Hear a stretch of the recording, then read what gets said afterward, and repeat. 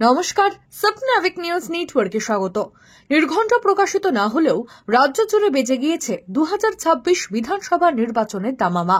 বিরোধীদের পরাস্ত করতে খুঁটি সাজানোর পাশাপাশি দলের অন্দরে যে মরচে পড়েছে তাতে জং ধরার আগে তারই মেরামত শুরু করেছে তৃণমূল কংগ্রেস।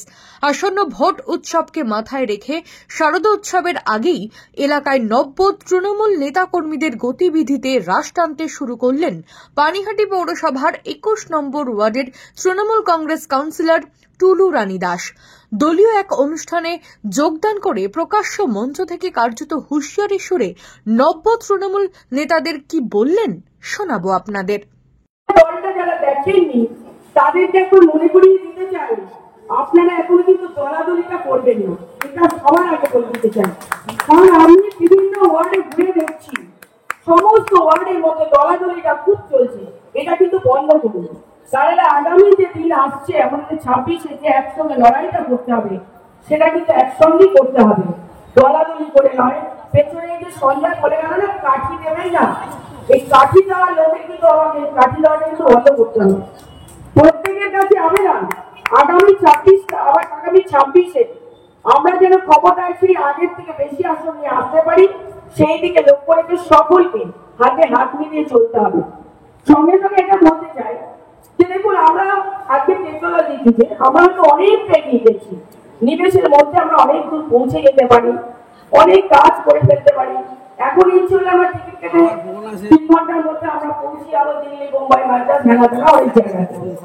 কিন্তু যেটা আমরা করতে পারিনি সেটা হচ্ছে রক্ত তৈরি করতে আমরা পারিনি, এই একটা কাজে এখনো আমরা পিছিয়ে। তাই যতদিন আমরা এই কাজ সফল করতে পারি ততদিন পর্যন্ত রক্তদান উৎসব কিন্তু চলবে। আর এই রক্তদানের মধ্য দিয়েই দেখুন, সমাজে থাকতে গেলে প্রত্যেকে কিছু না কিছু সামাজিক দায়িত্ব তাদের তুলে নিতে হয়, যেটা অনেকে রক্তদানের মধ্যে, অনেকে হয়তো বলছেন আমি তো কিছু করিনি, কিন্তু তারা রক্তদানের মধ্য দিয়ে একটা মুমূর্ষু রোগীকে বাঁচিয়ে তুলে তারা কিন্তু সেই দায়িত্বটা কাঁধে তুলে দিচ্ছে। যদিও কাউন্সিলরের বক্তব্য অস্বীকার করে তৃণমূল নেতা সুভাষ চক্রবর্তীর দাবি, দলের মধ্যে মতভেদ থাকতে পারে কিন্তু দলাদলি নেই। কাউন্সিলরের মন্তব্য সম্পূর্ণ তার ব্যক্তিগত, এর সঙ্গে দলের কোনো সম্পর্ক নেই। দলাদলি কিছু আমি তো এটাই বুঝতে পারছি না। আমাদের দলে কোনো দলাদলি নেই।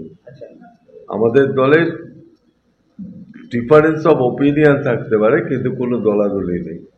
প্রকাশ্য মঞ্চ থেকে তৃণমূল কাউন্সিলরের এই হেন ভিডিও, সেটা তার ব্যক্তিগত ব্যাপার, আমি কি করে বলবো। তিনি বলছেন যে পরিষ্কারভাবে দলাদলি রয়েছে এবং তিনি বিভিন্ন ওয়ার্ডে ঘুরেছেন। এইভাবে দলের কথা, ভেতরের কথা কি প্রকাশ্য মঞ্চ থেকে বলা যায়? আপনার কি মনে হয়? দেখুন, ব্যাপারটা হচ্ছে যে যারা বলে তাদের কতটা কি সমস্যা বা কি আছে আমি জানি না, তবে আমার যে 6টা ওয়ার্ড আছে তার মধ্যে কোনো দলাদলি নেই। আমি যে 6টা ওয়ার্ডের প্রেসিডেন্ট তার মধ্যে কোনো দলাদলি নেই। আমি অন্যান্য ওয়ার্ডগুলো বলতে পারবো না, কিন্তু আমি যতগুলো ওয়ার্ড ঘুরেছি এই আমার পাড়া আমার সমাধানে, সেখানে সবাই মিলে একসাথে কাজ করতে দেখেছে। তিনি হঠাৎ করে বললেন দলাদলির লক্ষ্য, এটা তো তার ব্যাপার। আপনি যা বলবেন যে আপনার ব্যাপার, আমার তো ব্যাপার না। কিন্তু দলের সাথে কোনো আলোচনা করে কিছু করেনি, তাহলে আমি কি করে বলবো সেটা।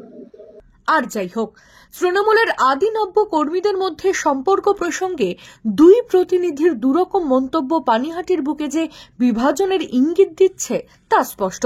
তবে এর প্রভাব আসন্ন 2026 বিধানসভা নির্বাচনে পড়বে না তো, এটাই এখন লাখ টাকার প্রশ্ন। রাজা দে, স্বপ্নাভিক নিউজ, পানিহাটি। সমস্ত খবরের আপডেট পেতে লাইক করে সাবস্ক্রাইব করুন স্বপ্নাভিক নিউজ। সেই সঙ্গে বেল বাটন প্রেস করতে ভুলবেন না। আপনাদের একটা সাবস্ক্রিপশন আমাদের জন্য অত্যন্ত মূল্যবান। একই সঙ্গে ফলো করুন আমাদের হোয়াটসঅ্যাপ চ্যানেলটিও। জয় হিন্দ।